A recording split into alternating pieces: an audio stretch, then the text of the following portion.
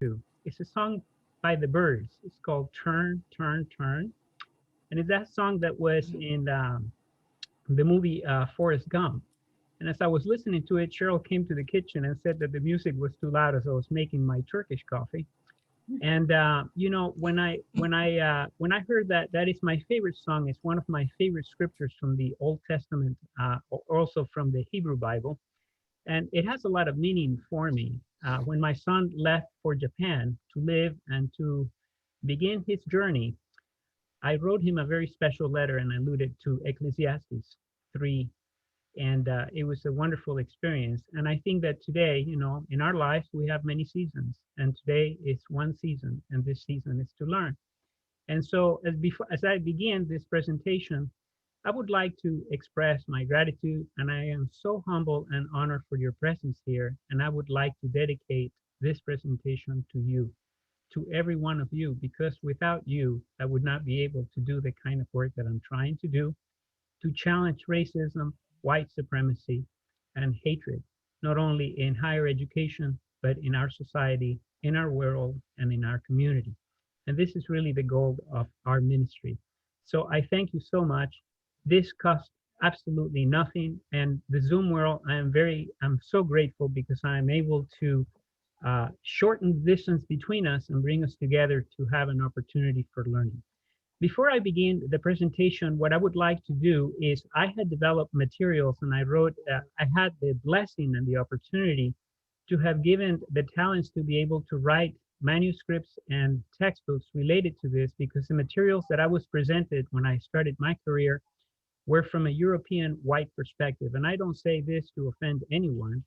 I just didn't have the materials to address appropriations and these kinds of things in higher education. And I wanted to connect the subject that I teach to my female students, to my students of color.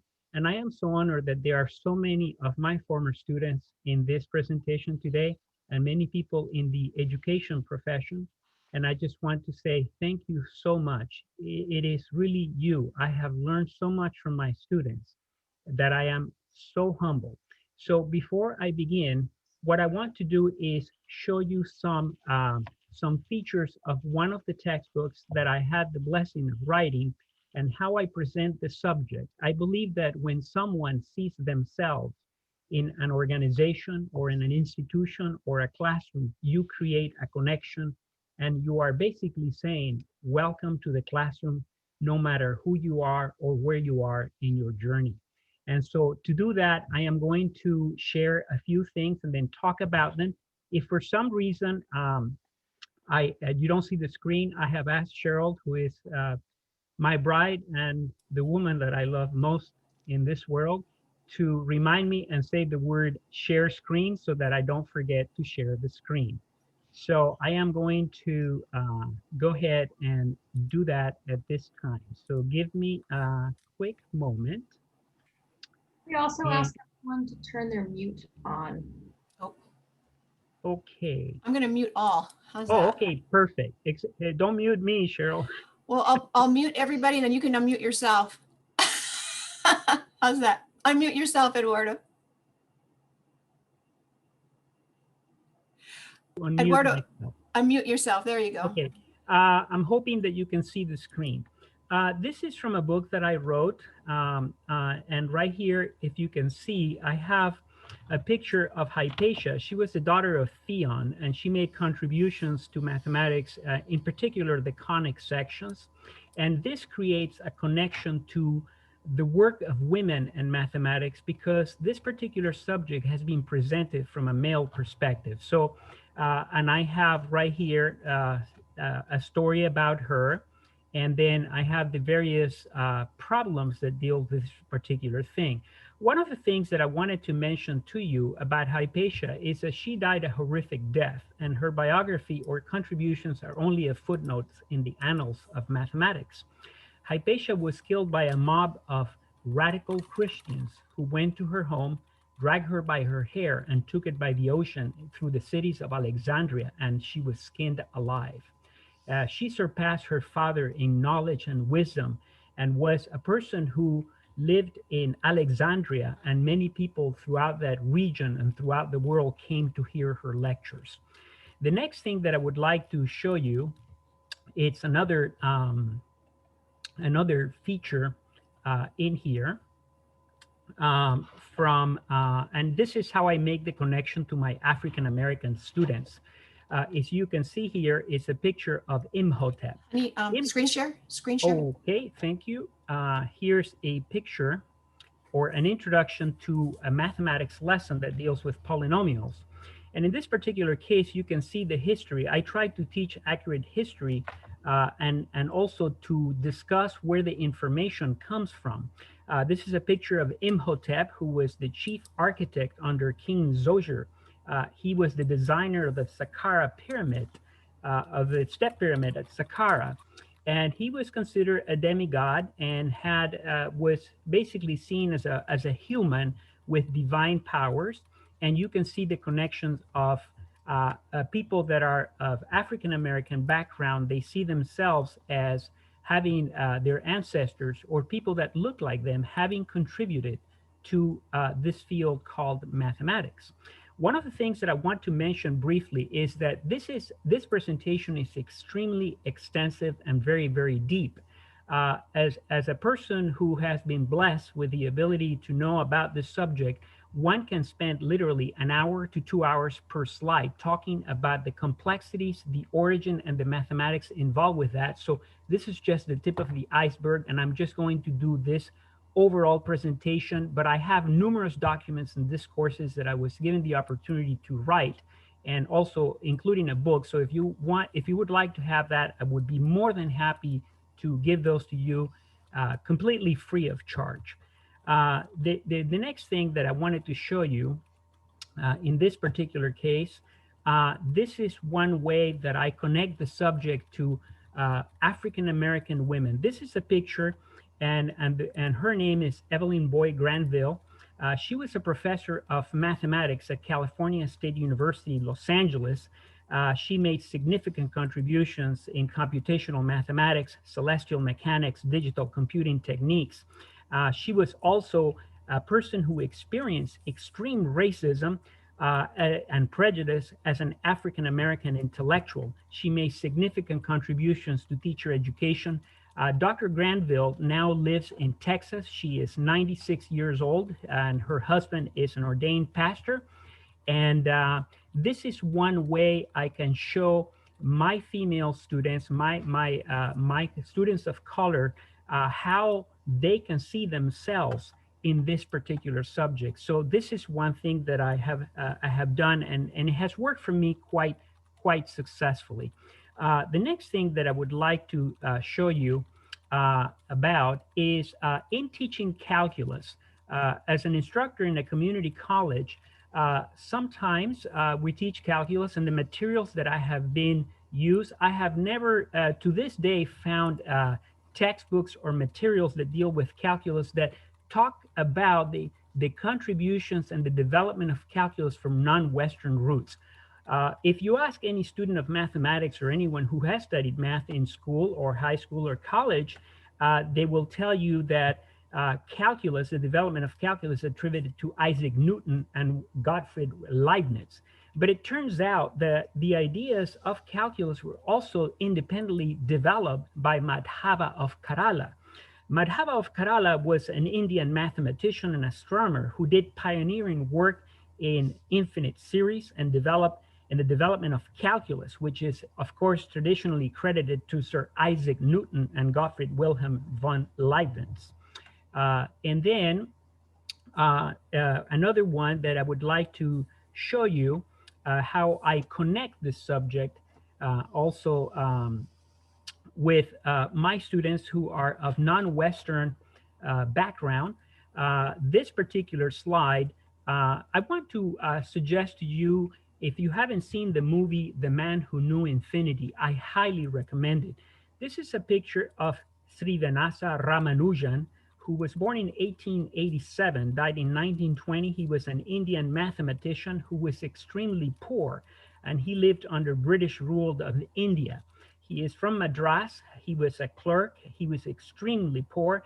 And when you read about the story of Ramanujan, it is always told from a white perspective. And if you hear the language of how this is presented, it is always attributed to Gottfried Hardy discovering Ramanujan. And it's the argument that ethnomathematicians talk about, for instance, when we talk about America. America was not discovered, America was already there. And I always use the analogy that if I'm at home having a cup of Turkish coffee and somebody knocks on my door, the question begets in my mind is, do they discover me or did I discover them? Or did we have an encounter of two different realities? So I look at the discovery of America from this point of view as being the encounter of two cultures. Ramanujan made significant contributions in the field of number theory, and he continues to have an impact in mathematics. He worked with the renowned Cambridge mathematician, as I mentioned to you, Hardy, who was world renowned in mathematical analysis. Ramanujan also worked on what is known today as the Ramanujan-Peterson conjecture. He is also known for the Hardy-Ramanujan number.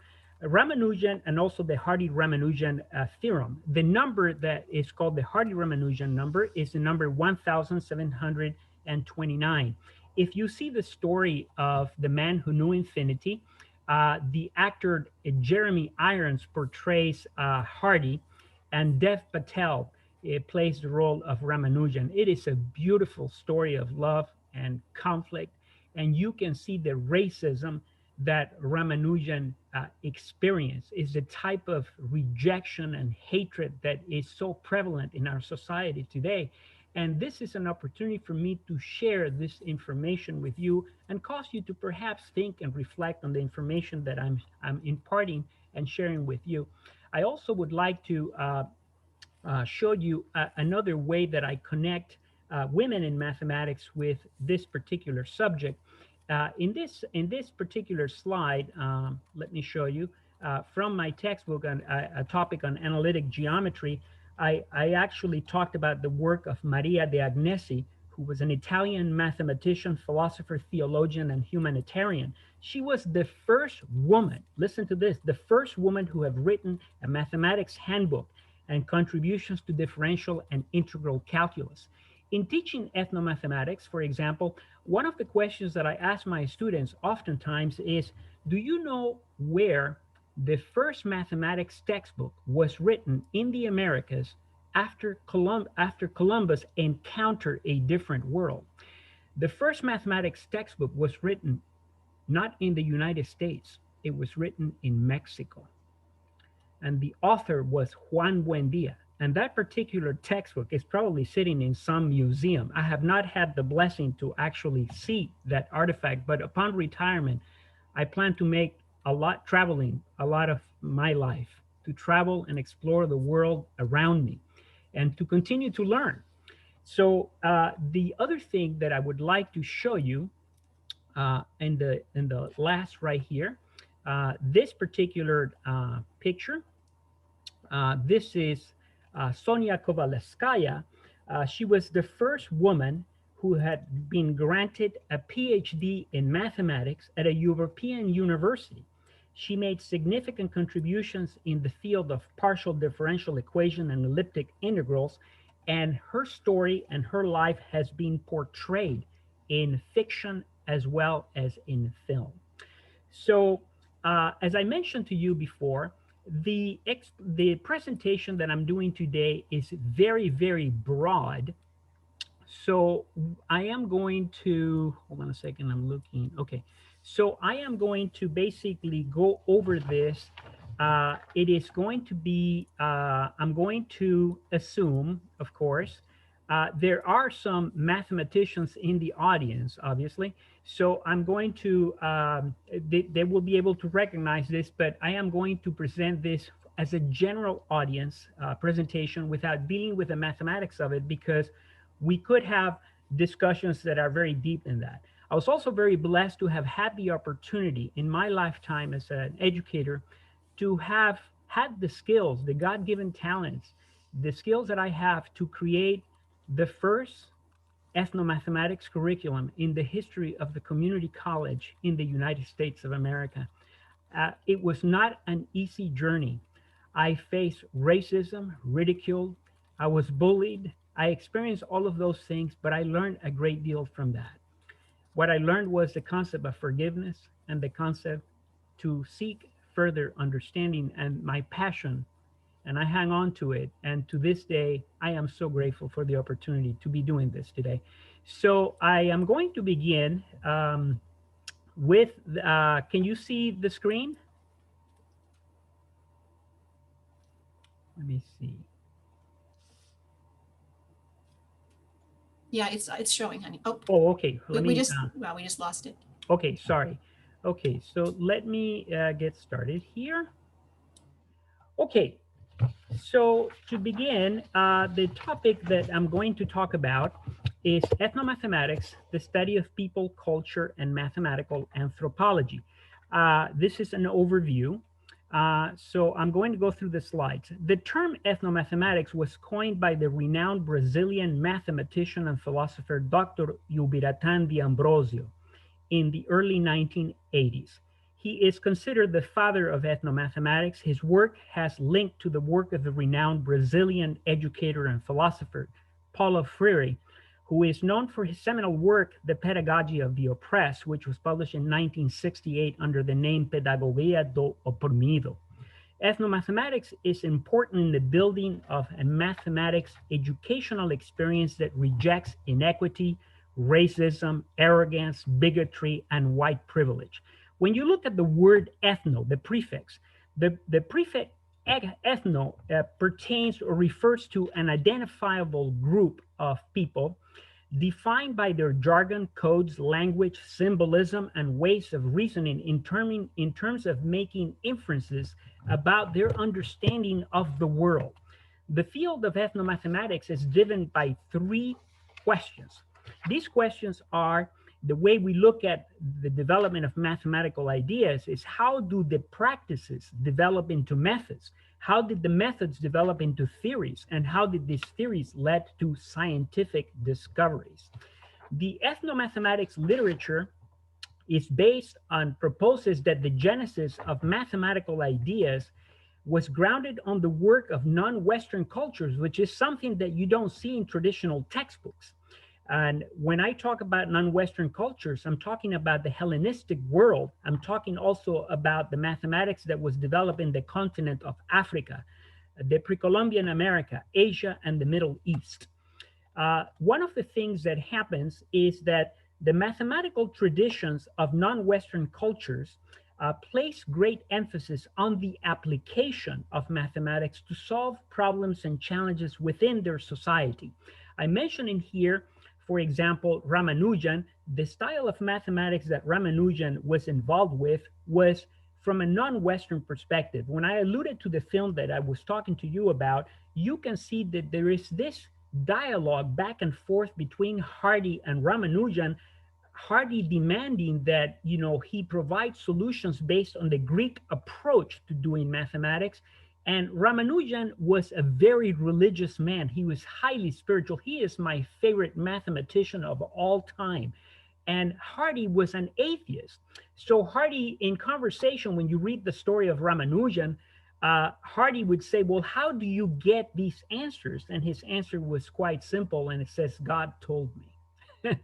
Now, when we look at the mathematics literature, what is the mathematics literature comprised of and what does it constitute of?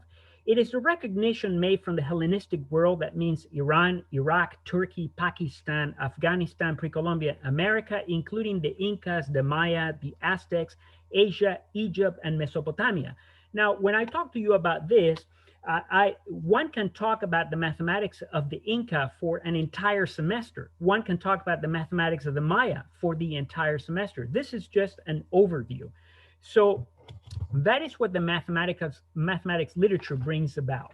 The next thing, one of the things that I do, and I embed this into my teaching as well as in the course, I always make references to where the knowledge came from, because when I see the white textbooks, I believe that those are called educational appropriations. And I talk about the work and the contributions made by Benjamin Banneker, Marjorie Lee Brown, who was the recipient of the first PhD in the United States, I believe, as she received it from the University of Michigan, and her story of racism and prejudice. She was denied access to a math conference during the time of the civil rights because she was Black, so she couldn't stay in a particular hotel. I also, at the time when I did this presentation, Dr. David Blackwell, who was a professor of mathematics at the University of California, Berkeley, who is world-renowned statistician, he is known for the Rayleigh-Blackwell theorem. He died about 10 years ago. So at the time when I had this presentation, he was still alive. And also I made reference to Evelyn Boyd Granville.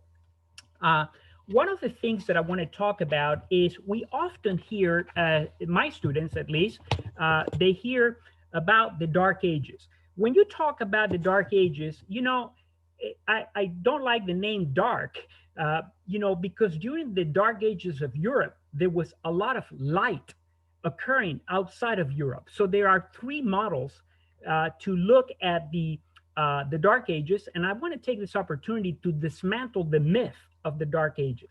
There is the classical trajectory of mathematics. That is the first trajectory. It basically assumes that mathematics was born out of Greek thought, followed by a period of idleness, which is known as the Dark Ages, and this led to the discovery of Greek learning, a foundation, and then it provided a foundation for the Renaissance and a propagation of mathematical and its cultural dependencies. The cultural dependencies from an ethnomathematical perspective are inclusive of the United States, Canada, Australia, and New Zealand. We now go and talk about the modified Eurocentric trajectory. When we look at the Dark Ages from this perspective, there is some acknowledgement and insight or awareness of non-compelling, and I want to emphasize, non-compelling contributions from Egypt and Mesopotamia that come into Egypt, that come into Greece, which is the center of knowledge, and then from Greece, it goes into the Hellenistic world, where the knowledge was kept alive. When you read the mathematical literature in this regard, the knowledge was kept alive by the Arabs, but there is actually no mention whatsoever of the contributions that were made by the Arab world or the Islamic world. So what happens is the Arabs have the role of keeping mathematics alive. And when you read the Eurocentric texts, it says, until it arrived to the fertile soil of Europe, where knowledge was spread throughout Europe and the cultural dependencies. And then when we look at the alternative trajectory to the Dark Ages, in this particular case, during the Dark Ages of Europe, there was a lot of mathematical activity in a number of regions and cultural centers that originated from India, China, the Arabs. Now, it is based on the history. The Arabs translated the work that came from India and China. They refined the work, and then it was taken to Jud-it-Shapur. And then from there, which is Persia, and then from there, it moved to Toledo, Spain, and to Cordoba, Spain, and then it entered Western Europe. Now, Jud-it-Shapur was a center of learning that was built by the Caliph Al-Mansur. Al-Mansur was very interested in this center of learning, and one of the members of this particular center of learning, believe it or not, was Muhammad ibn al-Khwarizmi, who wrote seminal texts that are used today, and is basically, he was the father of algebra. This leads to the critics, when we teach from a non-Eurocentric perspective, which is the way that I teach my classes and try to connect the subject in my efforts to fight racism and prejudice and so on and so forth, the critics' arguments about this particular approach to teaching and learning is that the mathematics that comes from non-Western cultures lack the axiomatic approach used by the Greeks. And this leads to the question, and I was asked about this as a person in education, what have these cultures really contributed? I still remember arguments that I had with my colleagues about what have women contributed to mathematics? What have other cultures contributed to mathematics? But they were making these arguments from a Greek perspective. So the critics' argument is that ethnomathematics lacks the axiomatic approach, and the idea of proof In other words, there is no Greek demonstration. But from an ethnomathematical perspective, the idea of proof, or what a proof is basically there is no consensus about that.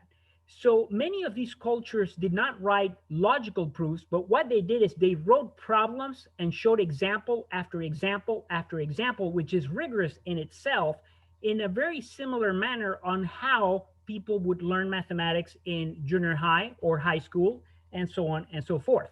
So right here in this particular slide, shows a problem from a Babylonian tablet, and this would be a translation of that problem in a narrative way.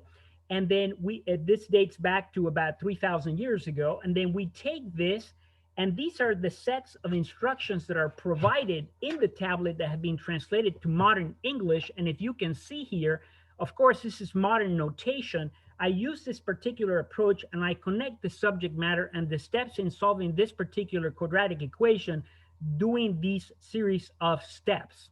And then, of course, we can see in here another example of a Babylonian tablet. And the question that one comes to mind is when we read these texts that have been translated into various languages from the original languages, and we try to figure out how were they able to do these particular tasks. Mathematicians and ethnomathematicians have come up with what would be called speculative arguments because they did not have the European notation to express this, but the conclusion leads to they must have had some way to figure it out because there's no way to figure it out except with mathematical formulae that you see in this particular slide. This leads me to a hypothesis that I have thought about for a long time, and I would say that non-symbolic rhetorical arguments, that means like the ones that I have shown you before, can be just as rigorous and sophisticated and lead to generalizations that would be otherwise presented from a Greek approach.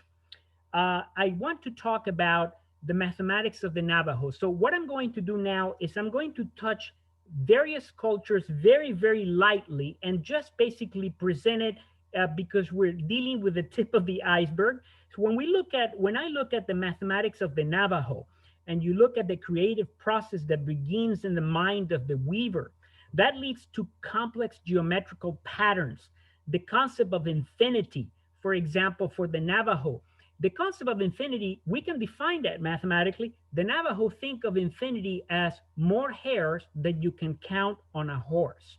If you think about that analogy, I mean, that is quite interesting. How many hairs are in a horse? I have no idea. I haven't counted them. I imagine there are infinitely many, countably infinitely many hairs on a horse. Now, the mathematics of the Navajo also leads to the ideas that are used in mathematics, such as limit, counting, symmetry, the slope. I'd like to now talk about the Aztec mathematics. The Aztecs, but by the way, one of the things that is often comes in my classroom is the development or the idea of zero. The number zero does not belong to any particular culture. It was independently discovered or invented, if you will. That is an argument whether something is discovered or invented by various cultures independently. For instance, the Aztec had the symbol for zero was basically a corn glyph. Geometrical patterns led to the optimization problems. So the Mayans were dealing with optimization problems, which is something that can be taught, and I have taught this in discrete mathematics and also finite mathematics, and it has to do with how we optimize what is called a Micocoli field or a Talahuelmantli field, which are feasibility problems, and the units of measurements that the Aztecs use, just like we use feet, inches, yards, and so on, they use what is called the cuajero, which is approximately 2.5 meters. Now, right here, you see a typical problem that I would use in teaching finite mathematics, and some of my students who took finite mathematics from me might remember some of this. This is a problem that deals with the optimization, and the text has been translated, of course, into modern notation, and I link this to a cultural perspective to teaching the subject matter. Here is another example of a Talahualantli area, which has to do with the optimization, making something very large, subject to particular constraints. What this leads to is that, for instance, if you have so many items of this, so many items of that, what is the most cost effective way of doing something? And that is really a mathematical question. I also like to talk about the Mayan calendar. The Mayan calendar ended in 2012, and you remember there was a lot of drama going on. The world is going to end and all of that rigmarole. It turns out that the Mayan calendar ended abruptly at 2012. The reason it ended there is because it is an ancient piece that was lost. So it continued, but we have absolutely zero knowledge of where it is.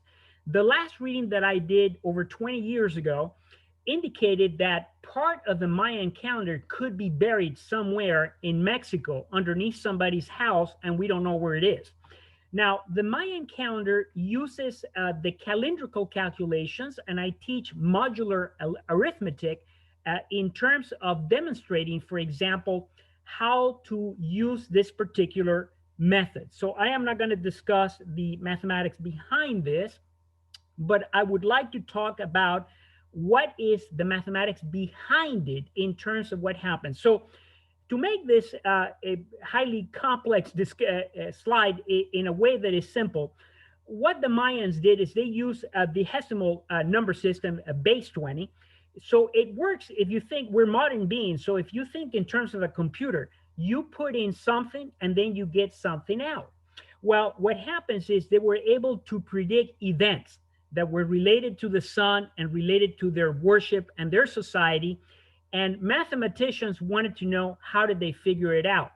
So the way that we found it, and Victor Katz is a historian of mathematics, and he has this particular algorithm, and he believes that this is perhaps some of the equations that might have been used to determine what would happen in the future events in relation to this, to the Mayan culture at the time. At this point, I would like to link, for example, I need to remind you, for instance, that the Bible of mathematics is the Elements, written by Euclid. There are arguments about Euclid and his interaction with Africa. Now, the Greek philosophers, in particular Herodotus, makes enormous and consistent references about Greek scholars going to Egypt to learn things about mathematics and sciences, and Herodotus alludes to the people as having dark skin and woolly hair. To me, as a modern person, that means an African. So when we look at the Euclidean proposition, it says that 2 points determine a line. And I compare that with the Mayan proposition, which says that a point is used for infinity, a line is used to indicate 5 units, and the Kanamaite quadrivertex is formed by line segments. The Kanamaite quadrivertex is nothing more than a rattlesnake. And it is, in the Mayan culture, there's the snake and the sun, and the snake going down the steps of the pyramid. So I also talk about some of the historical aspects concerning that particular event. The second proposition from Euclid states that a line can be extended to each end. And when we compare that with the Mayan proposition, and when we study the elements, when we study geometry, there's no reference made to the Mayan culture. There's only references made to the elements. But the second proposition from the Mayan perspective says that a line can be extended, that lines can calculate the solstice, angles can be extended. So you can see the relationship between the extension of the line. It can be extended to either end through infinity. The third proposition, when we look at it, it says from the Euclidean perspective that a point and a center is possible to draw a circle. For the Maya, what does that mean? The Earth is the center of a circle. The center of the universe is the sun. The radius of such circle was the segment given by the distance from the moon, from the Earth to the moon, and the circle was observed in the phases of the moon indicated by the Kanamaite quadrivertex. Now, when you look at that rattlesnake, when the rattlesnake moves, the patterns that you see there, they're geometrical. I can only imagine, because I don't know. This was a long time ago, but they must have seen something in nature and used that in order to continue to live in this highly complex society. The Euclidean proposition, the fourth Euclidean proposition, basically postulates that all right angles are congruent. And from the Maya perspective, it says that the cross inserted on the Kanamaite quadrivertex, all angles are right angles, and the four interior squares and all the interior angles are also congruent. So you can see the comparison. This leads me to the fifth proposition. And in this particular proposition, two lines are parallel if they do not intersect. That is plain Euclidean geometry. The Kanamaite quadrivertex is a geometrical structure with opposite sides parallel, such that if they are extended toward infinity, they will never intersect. So that touches a little bit about that. The next thing that I want to call your attention to is the mathematics of the Inca. So for that particular purpose, I try to expand this, and I want to call your attention to an artifact that has been ignored or for some time. So if you see this here, this is called a quipu. A quipu is something that you can wrap and it looks like a mop that has had better days. Right here, you see these knots and these cords. This contains an enormous amount of statistical information. So the Inca Empire, the Incas did not have a written language. We're unable to know anything about them except from what has been written about them from a European perspective.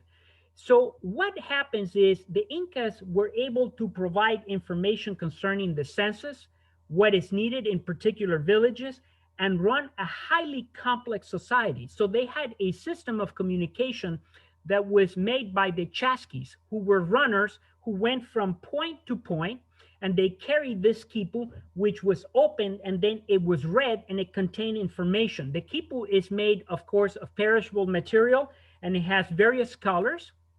And I don't believe that there is many quipus left. I think that in Peru, there might be maybe scores of quipus in museum because they're perishable material. The mathematics of the Inca was based on a base 10 system. They used various knots. Right here, you see a picture of Atahualpa. Atahualpa was the king at the time. He was killed at the hands of the Europeans when they arrived to the Americas. The figure 8 is usually the figure, the knot that has the shape of an 8 represents the number 1. Also, a 5-turn slip knot represents the number 2, and the absence of a knot represents the 0.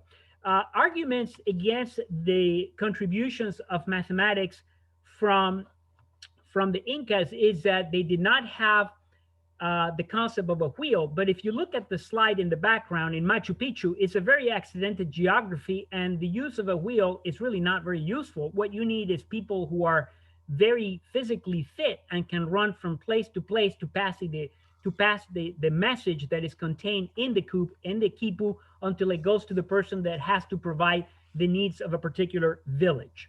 So I like to now turn to, hold on a second, to a combination a little bit about this dealing with the quipu.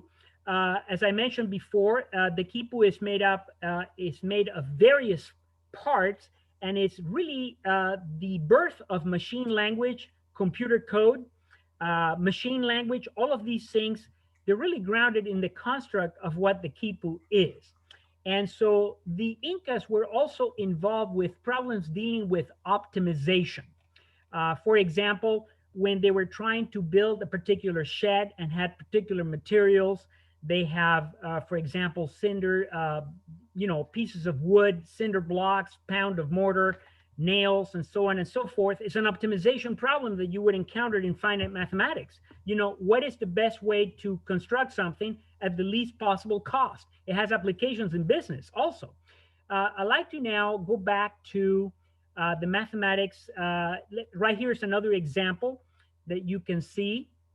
And again, I can spend quite a bit of time on these things, and I do this with my students. And they, you know, to see the eyes of the students who come from non-Western perspective, they come from a non-Western culture, and they have never seen themselves in this subject. To see their eyes light up, it's an experience for me that goes beyond words. I can only tell you that. I want to talk briefly about the mathematics of the Egyptians. The problem number 14 of the Moscow Papyrus is written right here in narrative form. And remember when I made the reference about the rigor of mathematics concerning the Greek approach, which is axiomatic. I'm going to stop for a second and then take a quick example to demonstrate something that is worthwhile discussing here. So let me go back in here and let me see. Hold on a second. Okay, hold on. Let's see. Okay, if you see this right here, this particular slide, that comes from the Moscow Papyrus. This is a problem that is not symbolic. The Ush and the Sag are Sumerian symbols that can be thought of as X and Y. They provided a solution. It was algorithmic. They gave the result. This is the particular method that they must have used in order to solve this particular problem. I present this in the classroom, and then in modern notation, this is what we have. And then I'm able to connect the subject. I put here a quote from a famous mathematical historian, Morris Klein, and a quote from his book published in 1962. It says that to discuss the work of these cultures as a scrolling of children learning to write, to me, that's more of a reflection of the author's prejudice than an objective assessment of the reality and quality of such mathematics. So I just wanted to basically point that out, and I want to now continue in here. So the Egyptians had the idea, the formula for the volume of a sphere. If we look in here, this comes from the Berlin Papyrus. This is a narrative problem. And you can see here, it is said to the area of a square is 100 square cubits. The measurement was in cubits.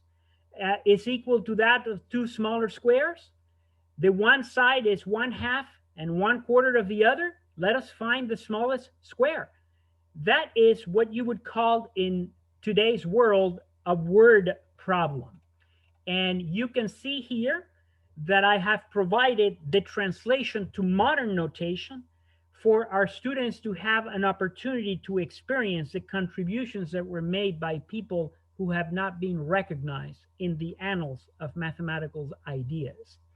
And this leads me to the famous Fibonacci sequence. Many movies have been made about this, the Da Vinci Code. There's a lot of mystery involved in this.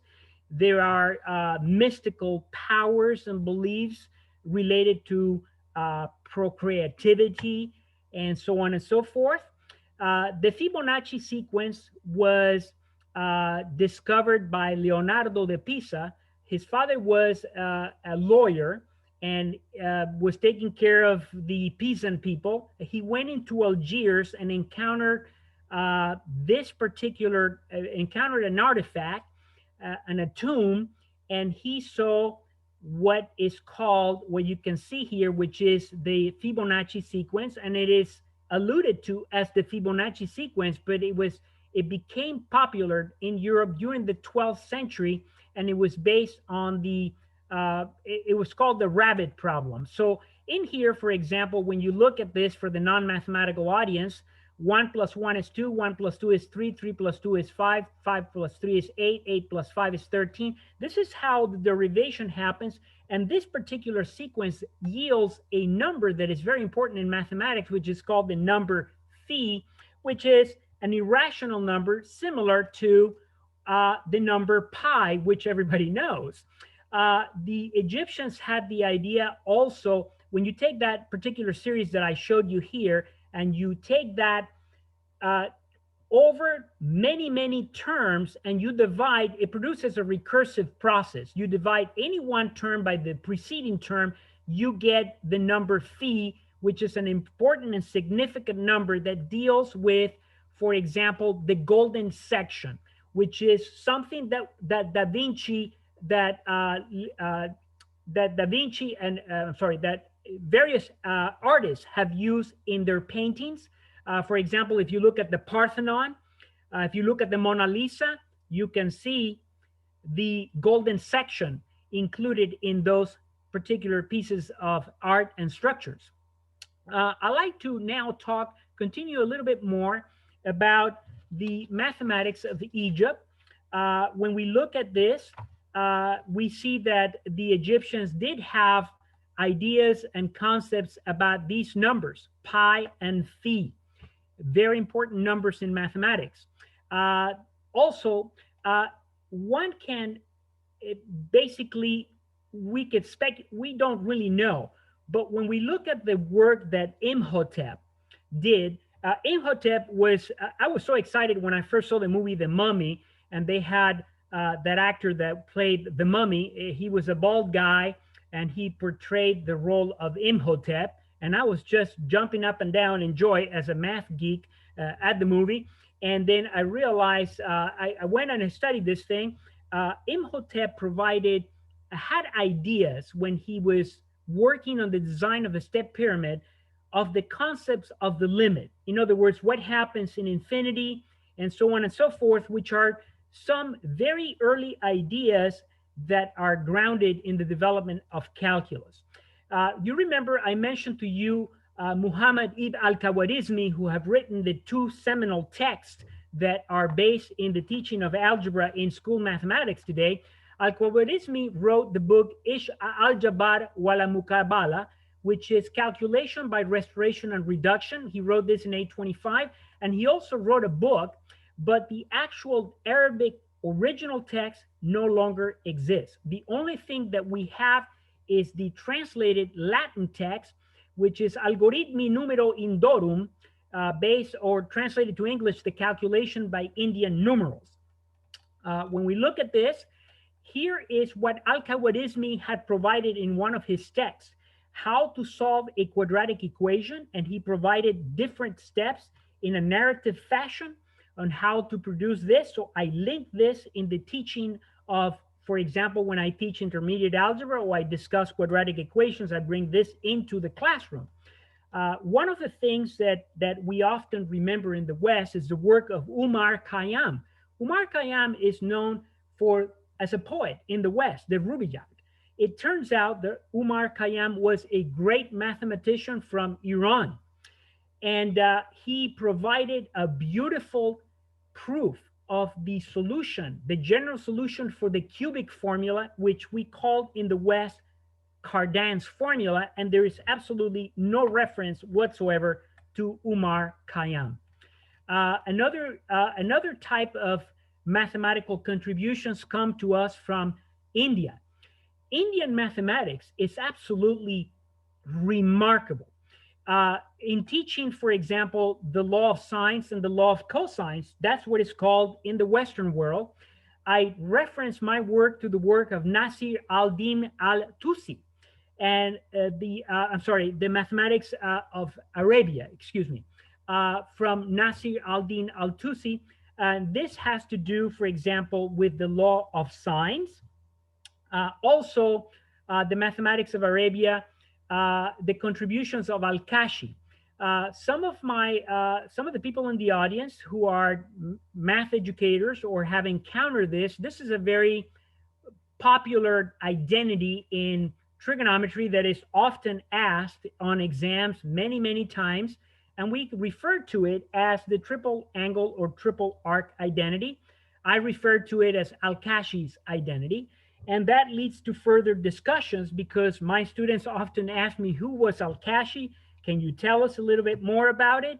And then I have a way to connect the subject and present it not as something that belongs to a particular culture, but a subject that belongs to humans, to us in trying to understand the world around us, and it does not belong to any particular group of people or culture. The contributions from China, I alluded before when I was talking about the alternative trajectory to the Dark Ages. The Chinese made significant, compelling contributions to trigonometry.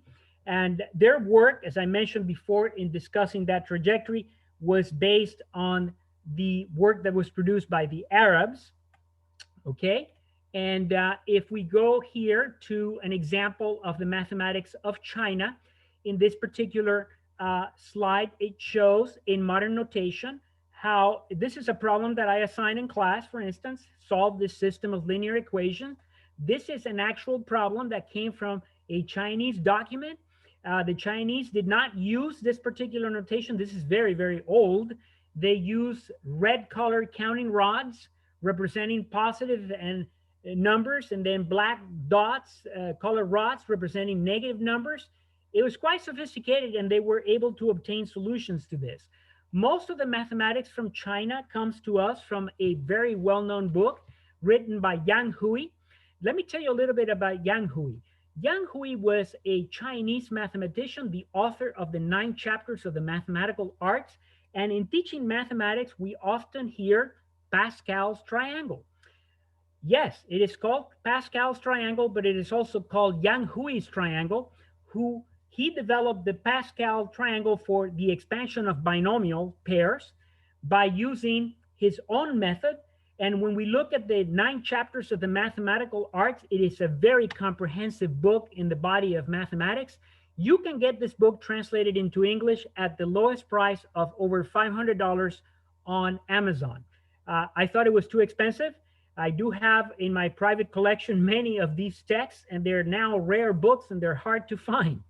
So I also like to talk to you about the mathematics of India. As I mentioned before, I indicated to you that Indian mathematics is absolutely gorgeous. It is absolutely breathtaking. The Indian mathematicians were very curious and concerned with problems that deal with they're called repetitive problems. For example, like the square root of the square root of the square root of the square root of the square root of the square root, or some number to an exponent to an exponent to an exponent to an exponent. For instance, Rama provided an approximation for the square root of 2. I teach about the proof of the square root of 2, which is something traditional when we begin the discussion on mathematical proofs. And you can see that this comes from a Solva Sutras. So when we look at the mathematics of India, this is a typical problem. Manuscripts are Solva Sutras. You've heard of this. I mean, I'm pretty sure everybody is familiar with the Kama Sutra. Yes, it is a manual. It is an instructional manual that deals with sexuality. Well, the Indians wrote manuals about mathematics that deal with how to solve mathematical problems. The Indians also explore the idea of continuous radicals and continuous exponentiation. And some of this was also based on the Bakshali manuscript. Right here is an example that shows, for instance, problems dealing with the square root or radicalization. Here's another example that deals with square root, and on the slide is my favorite mathematician of all times. I really hope that you get an opportunity to watch this movie. It is absolutely beautiful.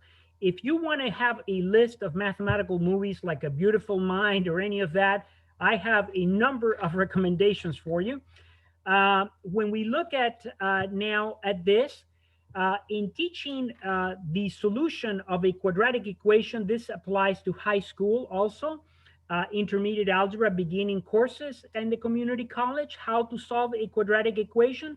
I refer to the Bakshali manuscript, which has the general equation, and then it provides the solution to the equation by the method of completing the square, which is often alluded to in many Western mathematics textbooks, but there is no mention of the Bakshali manuscript whatsoever.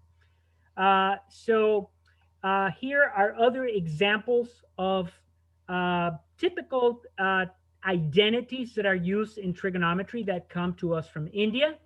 Right here this is a very famous identity.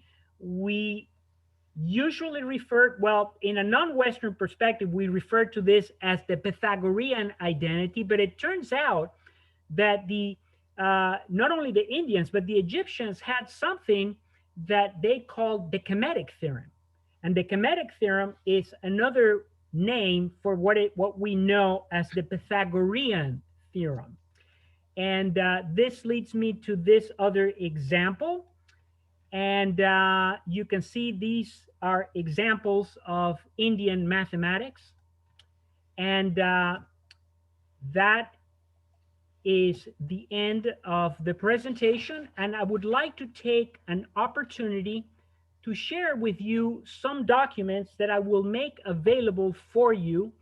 And I can email them to you that deals with the work that I have done. And I want to say that I wish I can take credit for this, but I cannot. My students taught me a great deal. They taught me what is important. They taught me what matters. You know, two of my students sent me a text today and told me, they call me Dr. AP because they can't pronounce my name. But today, I am Eduardo. They text me today. One of my students is a surgeon in residence right now. And she texted me, her name is Mori, Dr. Mori Tavasoli. And she said, Dr. AP, I am so sorry that I cannot be there.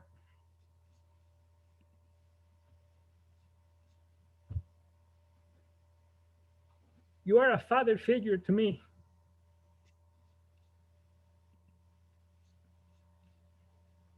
I would have not been where I am had it not been for you. He says, I am on call because of the coronavirus, so I won't be there. My other student, John Fricci, he is working on his PhD in electrical engineering. He took my pre-calculus class, and he told me he couldn't be here because he had an important family obligation. And I just wanted to mention that. But I want to take an opportunity to share with you some of the work that I can make available. So allow me for a moment to demonstrate a few things that I have written, because I mentioned some of this work can take hours to talk about. This is a discourse that I wrote about the role of women in mathematics back in 2000, when I was very active in this. I had a near-death experience that took me on a different journey, and I had a spiritual experience, if you will. Right here, this is an article. I was very blessed indeed to have had the opportunity to have the work and the contributions that I made in my profession. This was published in a journal that is now called Diversity in Higher Education. This is me in a former life before my near fatal death experience. I was talking about the mathematics of the Inca right here. In this particular article, they mentioned the work of people that are extremely renowned. For example, Jim Barta from Utah State University, Ron Eglash, who was at Rensselaer Polytechnic University, and who my friend Leslie Mitchell alluded to when she was giving her presentation on black hair. And Ron Eglash is now at the University of Michigan. I actually talked to him and told him I was doing this presentation today, and he wished me well. So this is this particular article. Here's Jim Barta talking about geometrical aspects of mathematics. And I also would like to show you, there is another type of article. Hold on a second. Let me show you here. This is another presentation, another discourse. I've written many, many papers that talks about alternative approaches to teaching and learning. Most of these papers are 20 years old. It talks about the genesis of ethnomathematics, how it began, why the method works, why it's important, why it should not be ignored. Let me show you another example of another paper. One of the articles that was written and which I am extremely humbled and proud to have had the opportunity to do this work. This article was written, I just realized it was written 21 years ago, and it appeared in the Chronicle of Higher Education. And in this work, I had the blessing really to have the work that I did as a community college instructor in a little puny college.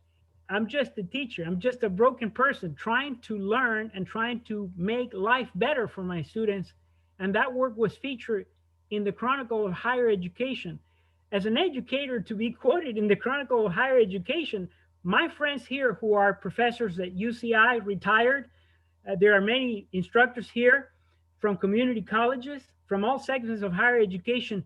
You know, when you get named, and I wish I could take credit for that, but I can't. You know, the credit goes to a higher source for me, and the credit goes to my students who really, I am a success because they allowed me to be a success. And I am a success because you allowed me to be a success. This is why I dedicate this presentation to you. This is why I am so honored to see you today. You have no idea the joy that I am feeling right now. It's like a rebirth for me, especially when I deal in an environment that is filled with racism. It's a spiritual illness. And I'm having an opportunity to do this. This article was really a highlight for me, you know, in many, many ways. And I wanted to also show you right here. Let me see. Anyway, so I'll just open it up now for questions. I do have so many papers and resources. I have not written or published anything for a long time. I had a near-death experience that changed my life, and it took me somewhere, and I experienced so much prejudice and racism that I decided to just do my work and infiltrate it into the classes that I teach. So it is now open for any questions or comments that you may have. And I hope that I was able to somehow contribute to your experience today. I see today as a time to learn. Thank you so much from the bottom of my heart. I feel so blessed. Thank you. Eduardo, first of all, this is Lori. I have a question. Yes. I remember when you first started doing this work 20 years ago, and I remember when you gave a version of this presentation a long time ago when you and I went up to Claremont. Do you think that this topic is more well received, and are people more interested in it than they were 20 years ago? I would say because of our current outside issues and the people who are here, who I assume are people that do not stand for racism and prejudice and male centrism, I would say that the answer is yes. This is a fertile time for us to, this is an opportunity. When you have chaos, it's an opportunity. You know, the book of Genesis begins, in the beginning there was darkness, and then there was light. I believe that light is born out of darkness. It has to be dark enough for me to see the stars. We are at a critical point where we can fight racism. Can I make a comment? Yes, you may. You know, the point that you were making that I thought was really interesting about how the skepticism toward non-Western math seems to be based somewhat on the argument that non-Western math lacks proof. That's what you use the word proofs? Yes. Do you recall?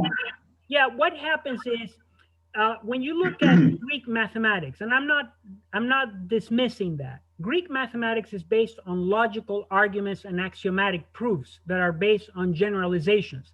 That was the main argument between Hardy and Ramanujan. So non-Western cultures were more interested with the use of mathematics for practical purposes. This particular debate continues to this day because when you're looking at mathematicians, there's a pecking order.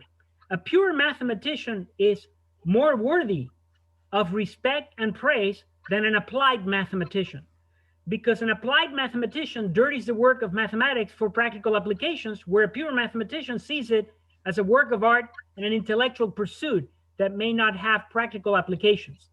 So that is the main argument that is used. So I always say, well, you can have something that is not axiomatic or systematic, but it still be rigorous enough. And we experience that when we learn school mathematics. I remember when I was in junior high or high school, you know, I repeat these problems over and over and over and over.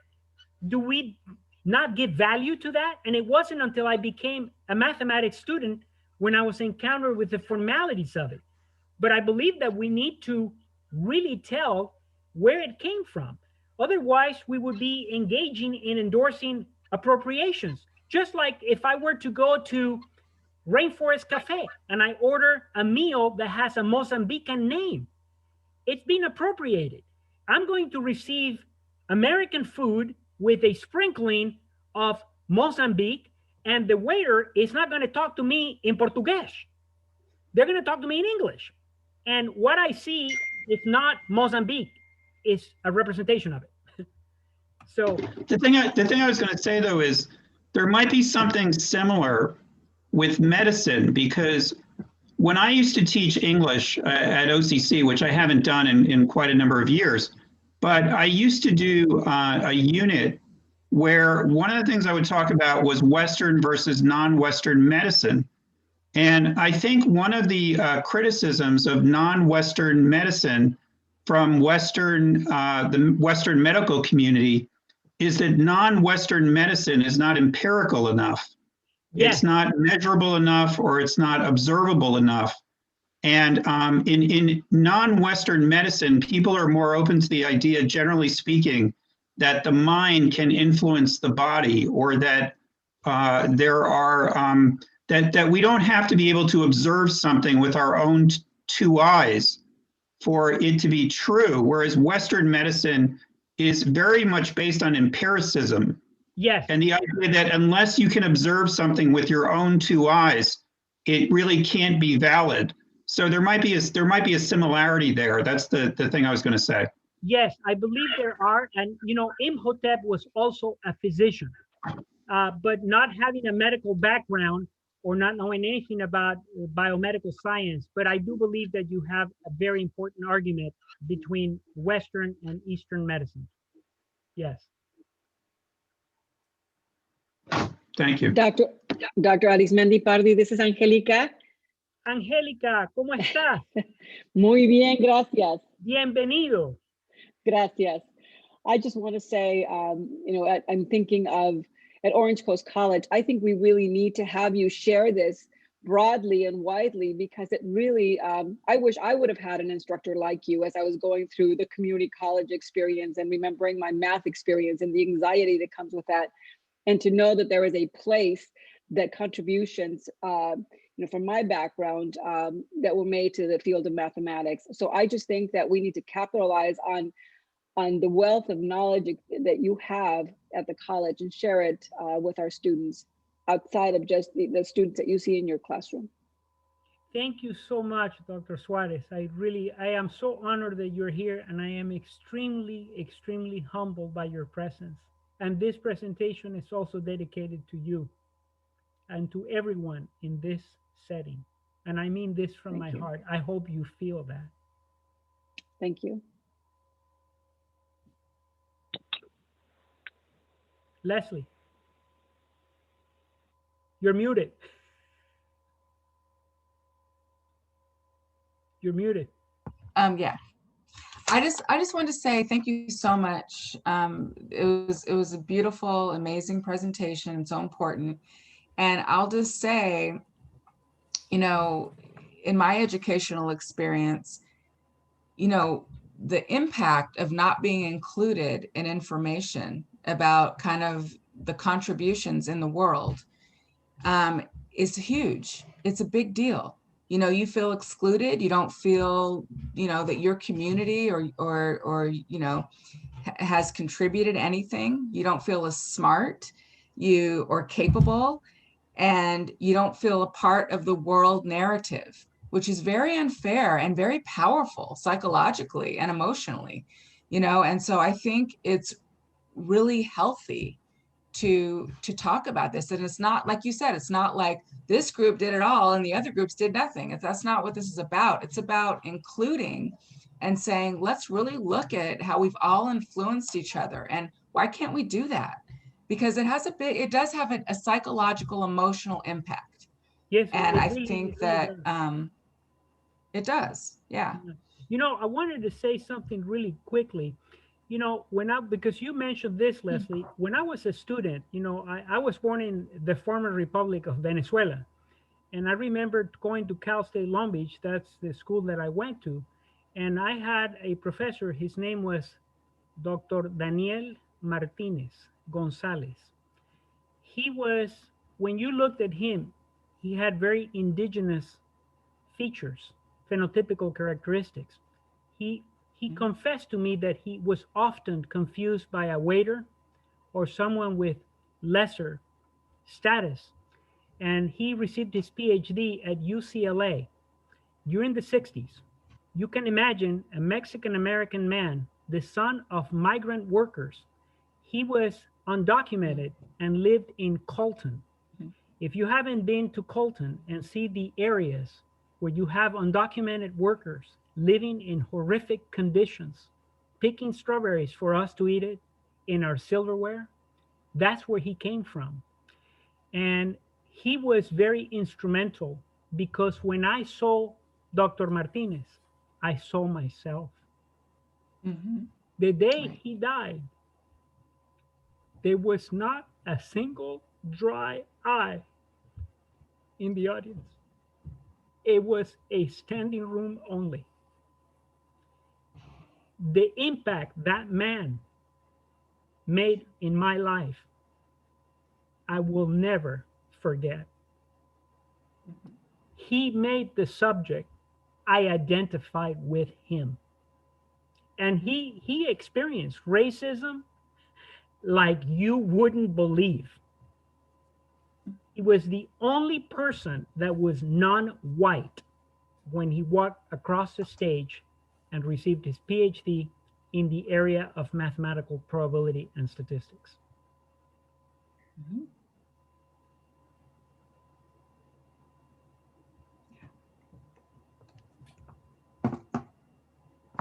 I'm just so grateful that you guys came. I have no words to express the gratitude I feel. I'm just so honored. Eduardo, I would love to say just what a beautiful experience it is to see this rebirthing that you're going through, and being able to share this again and come full circle through a time of healing that you've gone through, and now to maybe bring this back to life again, this work that you've done in the past. So what a privilege for us to be able to see that and help hopefully usher forward with that. It was really difficult, you know. I mean, I don't want to, you know, focus on the negative things, but, you know, in my own journey, you know, when I first brought the idea about ethnomathematics, I was told by a dean that I should present this in the Oprah Winfrey show. And I created the course, but it was rejected. So I found a home in the Department of Anthropology, but I'm not an anthropologist. I don't even have a teaching expertise in that field. So I had to work somehow. It was a lot of work. It was very difficult. This during the time when they started writing these articles in the Chronicle and different prestigious, I was invited to go to different places and give all this talk.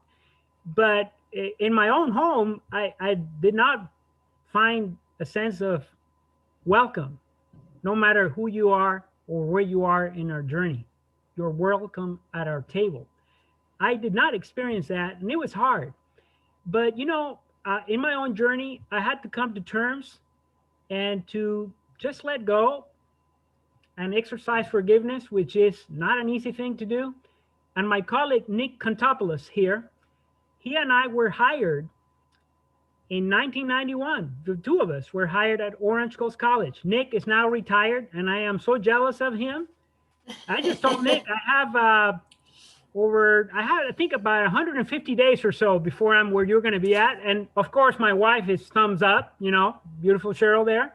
But it was a lot of work. And, I give credit to Nick also and to Dr. Neuroman, who is here. Dr. Neuroman was my student in finite mathematics. And Nick was always so helpful and always provided materials about archaeoastronomy. And I really thank you so much, Nick. He was a person who gave me the courage I needed to continue on. And even though I don't have the opportunity or the blessing to offer the course, I can still teach this way and bring my students and provide them with an experience that would be liberating, and to provide them an experience that they would find themselves, and perhaps I can contribute to their lives. I mean, the joy that I received this morning when I woke up and I looked at my phone and I see a text message from Dr. Morvarid Tavasoli saying, I want to be there, but I'm on call. And I wrote her back and I said, you need to take care of this coronavirus issue and protect yourself, and there will be another time. And that's when I thought about Ecclesiastes. This is a time to learn. And to receive that, to me, you cannot equate the joy that brings. And for me, it has been a rebirth because I want to live my profession on a high note. Dr. AP, if I may. Yes. Thank you. First, I think I can say this on behalf of everyone. You're an amazing presenter. I really, really enjoyed this presentation. But let me also mention, as a former student, I really cannot say former in terms of officially being in your class, but I have never stopped learning from you. So I have continuously felt like I've been your student. As an immigrant, when I took your class, I think you brought such an amazing perspective that spoke amazingly and beyond just numbers. It introduced a world and a culture and numbers within it. You have a talent to teach and really give your knowledge to others.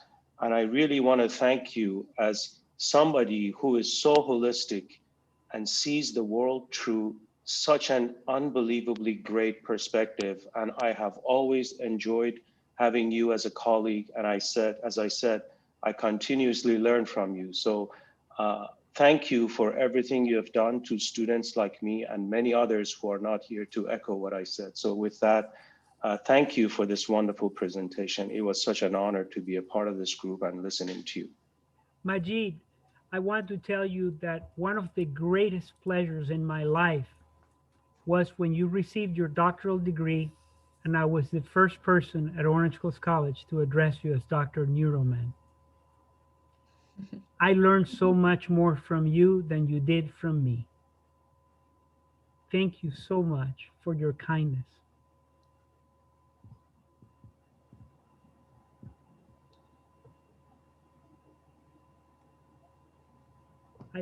Yes, Vivian, you're muted. There, am I unmuted? Yes, you are. How are you, my dear? Thank you. I want to say that as a non-mathematician, you taught me a great deal today in your field of study. and expertise, but also you taught me a lot about life and about inclusion and about humility, and you gave me a lot of joy. So thank you, teacher. Oh, thank you so much. I have no words to express my deepest gratitude. Vivian, I just love you so much. You are such a wonderful person. And this presentation is also dedicated to my good friend George. I miss George and I love George. I learned so much from him. George was a member of our church. He was a retired pastor and someone who was extremely influential in my life. He was the author of the book, Silence is Not the Answer. I decided to speak. He gave me the courage to have a rebirth and to fight racism, and I thank him for that. Thank you, Eduardo. It is exactly 3 months from today that he died. So I know he would have enjoyed very much being a part of this morning. Thank you. We have 3 minutes.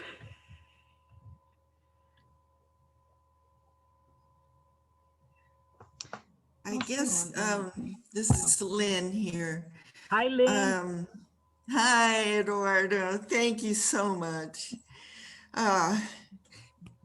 In one way, my heart hurts because I think of my own education and my racist father. And I did my undergraduate work at Occidental College, supposedly this really good liberal arts college. And then I got my biology PhD at Berkeley. At Oxy, the first 2 years, our required course in history was the history of Western civilization. We learned absolutely nothing about Africa. We learned absolutely nothing about Asia, nothing about the Western Hemisphere before colonization. My father's racism was based on his understanding that only Europeans made contributions to science and math and, to knowledge.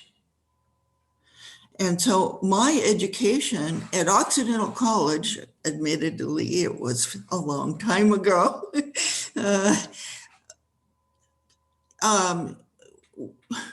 did not disprove that. Let's put it that way.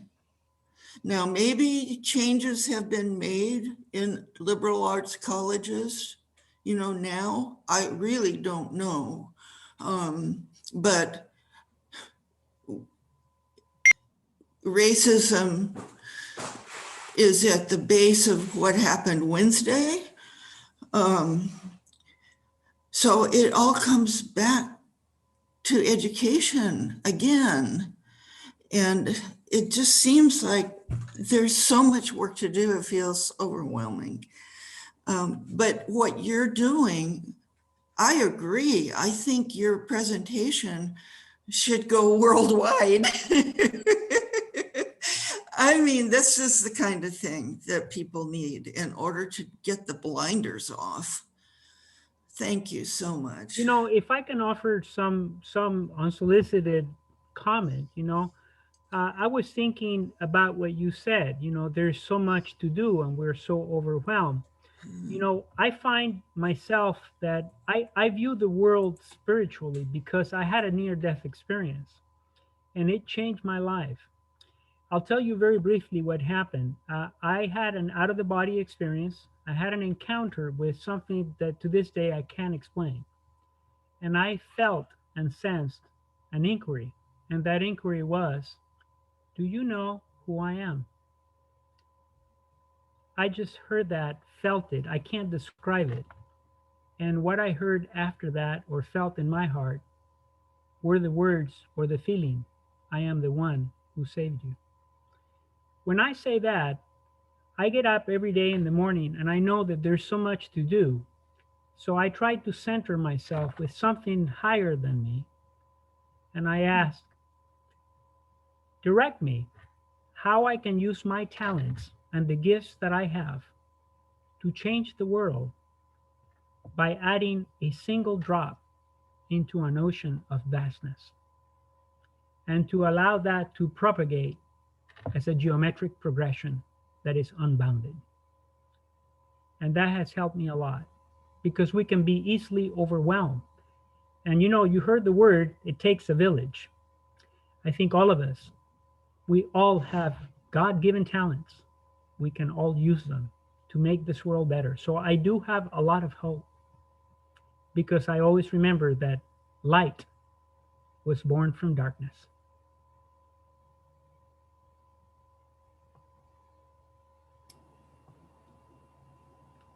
Thank you so much for your time.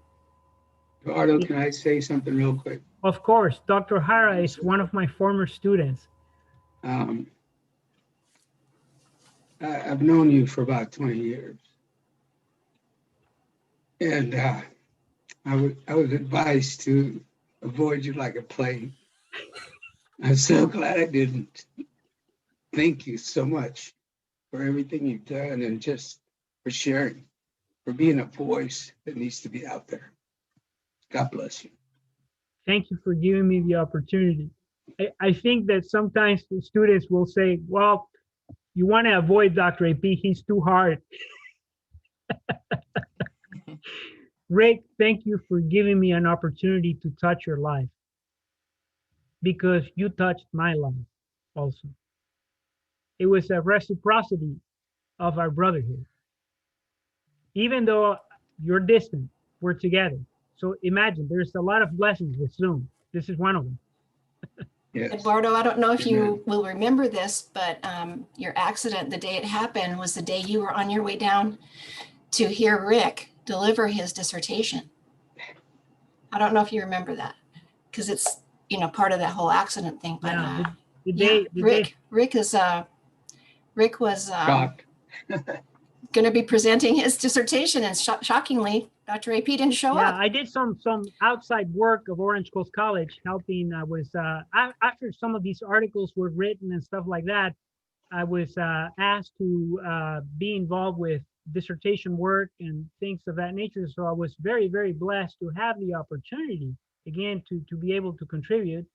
And Rick was one of those persons. And the day of the accident, I was to hear his delivery, and I never made it. And I'm grateful God spared my life. The accident was horrific. It was really horrible. To this day, I still experience pain. And but the accident taught me a lot. I learned a lot from it, and it taught me what's important. And life is a short journey, and for us not to come together and be united and have hope would be a terrible thing. So I'll never forget that. Those are great moments. Those are great moments to be able to see students that I've touched and people that I give something to and give some meaning. And like my student who is at UCLA getting his PhD in electrical engineering, he was telling me that he was doing all this complex mathematics, and believe me, it's beyond my understanding at this point. He's designing all these things that I know nothing about. And so I told him, well, design something for the greater good, whatever it is. So anyway, but I really thank you all for being here. This has been a wonderful way for me to start the new year. And, I have a lot of hope. And if you would take some time today and just listen to that song from the Birds, Turn, Turn, Turn. It's I one of woke my up- favorite songs. I woke up this morning, the 60s gave us that song. I woke up this morning, I was making my Turkish coffee, and I just shed tears. How perfect. It was absolutely Yes. divine. So I thank you for your time, and I thank you for being here. And I want to wish you the spirit of shalom. Thank you so very much. You have my email. If you're interested in having any of these materials, I'll be more than happy to share them with you. And the greatest thing is, this is a great opportunity for us to reach out. I saw this as a service opportunity to reach out to the community at large in order to propagate the work of diversity and inclusion, and I have hope for a better future. So I hope that all of us will ground ourselves in hope and to do what we can for the greater good. Thank you for your time. Just as we're closing, could we invite, I just would like to invite everyone that if you're interested in continuing being part of conversations around diversity and inclusion and the work to dismantle racism in our community, we meet on every Zoom at 12:30, and we would welcome your participation, and we have varied conversations about racism and about how to extend and expand diversity in our communities and in ourselves. So, thank you. Thank you so much. Thank you all, everyone.